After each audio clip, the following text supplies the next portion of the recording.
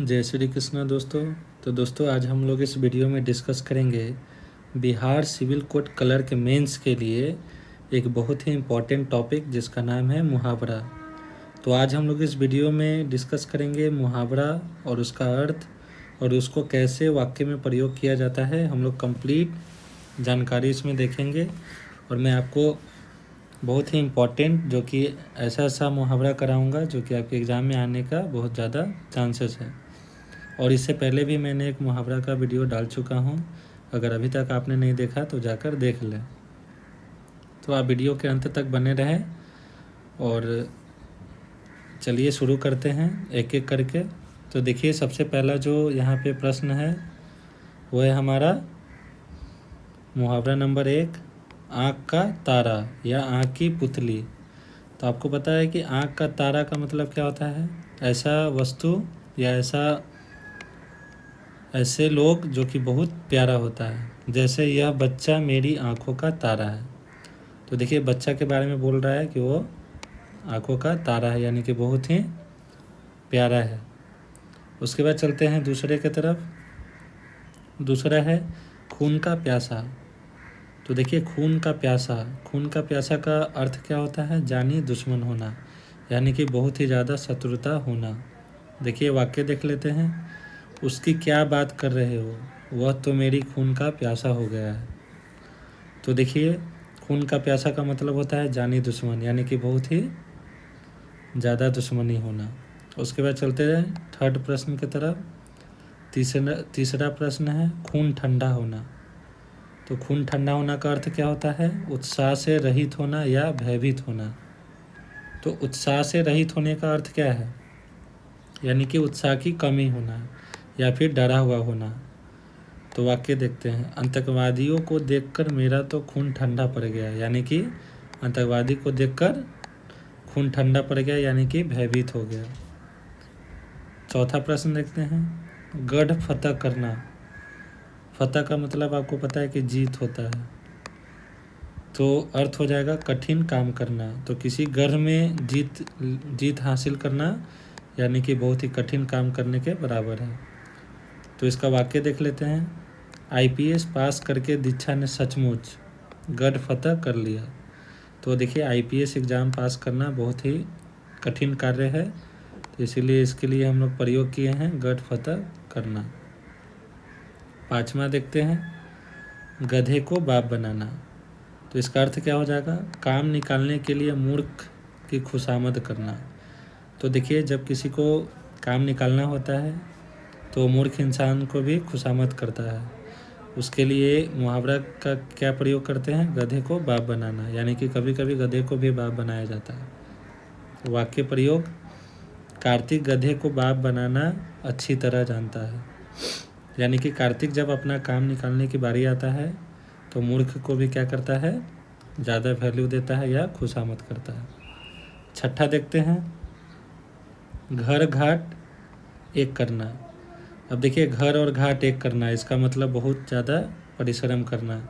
तो इसका अर्थ हो जाएगा कठिन परिश्रम करना, यानी कि बहुत दिन रात मेहनत करना, कठिन परिश्रम करना। वाक्य देख लेते हैं। नौकरी के लिए संजय ने घर घाट एक कर दिया। यानी कि देखिए नौकरी के लिए आपको पता है कि बहुत ज़्यादा कठिन परिश्रम करना पड़ता है, तो उसके लिए प्रयोग किया गया है घर घाट एक करना। उसके बाद चलते हैं सातवां मुहावरा की तरफ। दिन गंवाना। अब देखिए दिन गंवाने का मतलब क्या है? समय नष्ट करना।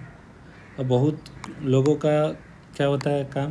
दिन भर अपना टाइम पास कर देता है, यानी कि समय अपना वेस्ट कर देता है। उसी को बोलते हैं समय नष्ट करना या दिन गंवाना। वाक्य देख लेते हैं। बेरोजगारी में रोहन आजकल यूं ही दिन गंवा रहा है। अब देखिए रोहन क्या है? बेरोजगार है, उसके लिए उसके पास कोई काम नहीं है, तो अपना पूरा दिन ऐसे ही टाइम पास कर दे रहा है, गंवा दे रहा है। उसके बाद देखते हैं नौवां प्रश्न। पासा पलटना। अब पासा पलटना का क्या होता है? अगर स्थिति कुछ और है उसको अचानक से क्या करना? चेंज कर देना, यानी बदल देना, यानी कि स्थिति उलट जाना। तो वाक्य देख लेते हैं। क्या करे पासा ही पलट गया, सोचा कुछ था हो कुछ गया। यानी कि सोचे से क्या होना? विपरीत हो जाना है, यानी कि चल कुछ और रहा है और अचानक से कुछ और हो जाना, उसी को बोलते हैं पासा पलटना। 10वां नंबर देखते हैं, पीछा छुड़ाना। पीछा छुड़ाना का मतलब क्या होता है? जान छुड़ाना। तो पीछा छुड़ाना यानी कि जान छुड़ाना। वाक्य देखते हैं, बड़ी मुश्किल से मैंने उससे पीछा छुड़ा कर आया हूँ।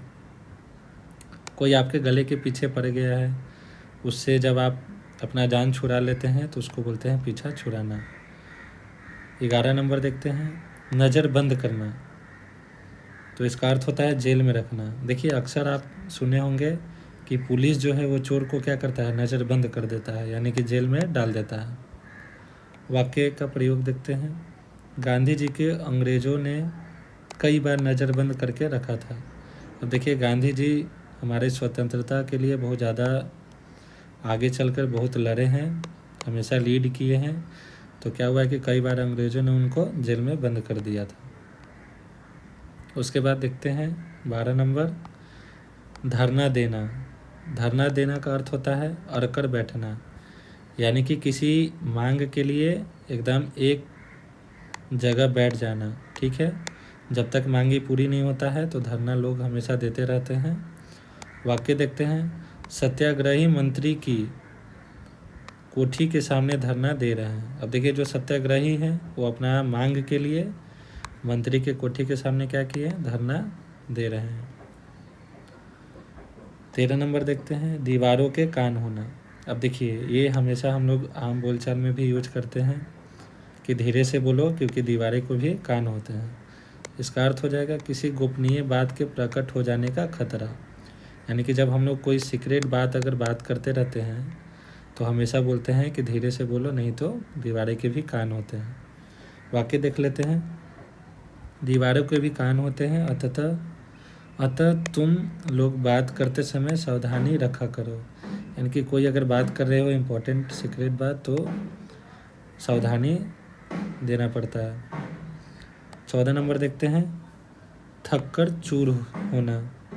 अब देखिए थक कर चूर होने का मतलब क्या है? यानी कि बहुत थक जाना। वाक्य देखते हैं, मई की धूप में 4 किलोमीटर की पैदल यात्रा करने के कारण मैं तो थक कर चूर हो गया हूँ। अब देखिए मई का धूप क्या होता है? बहुत ज़्यादा होता है। तो मई का जो धूप होता है वो बहुत ज़्यादा होता है और उसमें पैदल चलने से क्या हो जाता है? शरीर बहुत ज़्यादा थक जाता है। तो उसी के लिए ज़्यादा थकने के लिए प्रयोग किया जाता है थक कर चूर होना। 15 नंबर देखते हैं, तिनके का सहारा, यानी कि थोड़ी सी मदद। अर्थ इसका हो जाएगा थोड़ी सी मदद। अब देखिए जैसे बोला जाता है कि डूबते को तिनके का सहारा। अगर कोई इंसान डूब रहा है तो उसे थोड़ा सा भी अगर आप मदद कर दीजिएगा तो वो शायद बच जाएगा। तो वाक्य में देखते हैं, मैंने मोहित की जब 100 रुपये की मदद की तो उसने कहा कि डूबते को तिनके का सहारा बहुत होता है। अब देखिए मोहित को थोड़े से पैसे का ज़रूरत था, तो जब 100 रुपया दे दिया गया, 100 रुपये, तो इसका क्या हो गया? डूबते में इनका क्या हो गया? तिनके का सहारा हो गया। 16 नंबर देखते हैं, डंका बजाना। अब देखिए डंका बजाना का मतलब क्या होता है? प्रभाव जमाना। अब किसी कार्य में आप अपना डंका बजा रहे हैं, यानी कि आप उस कार्य में अपना प्रभाव डाल रहे हैं, प्रभाव जमा रहे हैं। वाक्य देख लेते हैं, ऑस्ट्रेलिया ने जब सब देशों की टीमों को हराकर अपना डंका बजा दिया। यानी कि ऑस्ट्रेलिया क्या किया है? सारे देश को हराया है, तो ये टीम ने अपना क्या किया है? डंका बजा दिया है। 17 नंबर देखते हैं, टांग अड़ाना। अब देखिए टांग अड़ाना का मतलब क्या होता है? किसी कार्य में टांग अड़ा रहा है, यानी कि अड़चन डाल रहा है, यानी कि रुकावट पैदा कर रहा है। वाक्य देख लेते हैं, हर बात में टांग ही अड़ाते हो या कुछ आता भी है तुम्हें। अब देखिए जब कोई कुछ कार्य कर रहे हैं उसके बीच में टांग अड़ा रहा है, यानी कि उसमें बाधा डाल रहा है। तो ये देख लीजिए आप वाक्य इसका। 18 नंबर देखते हैं, जूते पड़ना। अर्थ होता है बहुत निंदा होना। अब देखिए जूते पड़ना, अब किसी के ऊपर जूते पड़ रहा है, इसका मतलब क्या हो रहा है? उसका बहुत ज़्यादा निंदा हो रहा है, यानी कि बहुत ज़्यादा बेइज्जती हो रहा है। वाक्य का देख लेते हैं, अभी आपको मेरी बात समझ में नहीं आ रही, जब जूते पड़ेंगे तो समझ में आएगी। तो ये देख लीजिए। 19 नंबर देखते हैं, छोटा मुंह बड़ी बात, अर्थ हैसियत से अधिक बात करना। अब देखिए, अपने जो लिमिट होता है उससे ज़्यादा, यानी कि आप अपने लिमिट से अगर ज़्यादा कुछ बोलिएगा तो उसे बोलते हैं छोटा मुंह बड़ी बात। प्रयोग देख लेते हैं वाक्य। अध्यापक ने विद्यार्थियों को समझाया कि हमें कभी छोटे मुंह बड़ी बात नहीं करनी चाहिए, वरना पछताना पड़ेगा। तो यहाँ पे देखिए, जो अध्यापक है वो बच्चों को सीख दे रहे हैं। और आज का लास्ट है मुहावरा नंबर 20, जख्म पर नमक छिड़कना। अर्थ क्या होता है? दुखी या परेशान को और परेशान करना। तो देखिए, कोई पहले से ही दुख है उसके और उसमें बढ़ा चढ़ा कर और उसको जो दुख है उसको और परेशानी को बढ़ा देना, उसी को बोलते हैं जख्म पर नमक छिड़कना। तो ये देखिए, आज हम लोग टोटल 20 मुहावरा देख लिए हैं। तो इसमें मैंने आपको अच्छे से कवर करने की कोशिश किया। अगर आपको कोई डाउट या प्रॉब्लम हुआ होगा तो आप हमारे कमेंट बॉक्स में ज़रूर कमेंट करें। और चैनल से अगर अभी तक आपने नहीं जुड़ा तो चैनल को ज़रूर सब्सक्राइब कर लें, ताकि ऐसे ही हेल्पफुल वीडियो आपको मिलता रहे। वीडियो में बने रहने के लिए धन्यवाद। जय हिंद, जय भारत।